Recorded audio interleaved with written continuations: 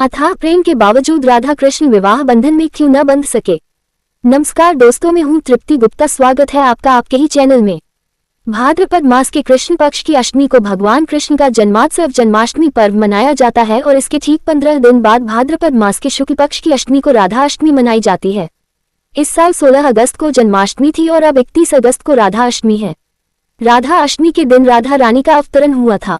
अक्सर लोगों के मन में एक प्रश्न आता है कि आखिर राधा रानी और श्री कृष्ण के बीच इतना प्रेम होने के बाद भी उन्होंने शादी नहीं की। आखिर भगवान कृष्ण ने राधा से अथाह प्रेम होने के बाद भी रुक्मिणी जी से विवाह क्यों किया? इसका जवाब कम लोग ही जानते हैं। भगवान कृष्ण और राधा रानी की जोड़ी को प्रेम की सबसे अनोखी और अटूट मिसाल माना जाता है। हालांकि उनका विवाह नहीं हुआ था, जबकि श्री कृष्ण स्वयं भगवान थे और उनके लिए तो कुछ भी असंभव नहीं था। फिर भी उन्होंने राधा रानी से अथाह प्रेम करने के बाद भी विवाह रुक्मिणी समेत अन्य पटरानियों से किया। धार्मिक मान्यताओं के अनुसार राधा और कृष्ण दोनों ने कभी विवाह करने का नहीं सोचा और उसके पीछे एक विशेष वजह है।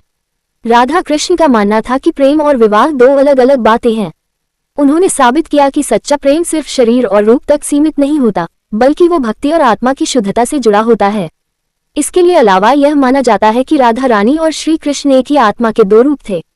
इसलिए उन्होंने माना कि वे अपनी ही आत्मा से विवाह नहीं कर सकते। वे भले ही दो अलग अलग शरीरों में थे, लेकिन असल में वे एक ही हैं।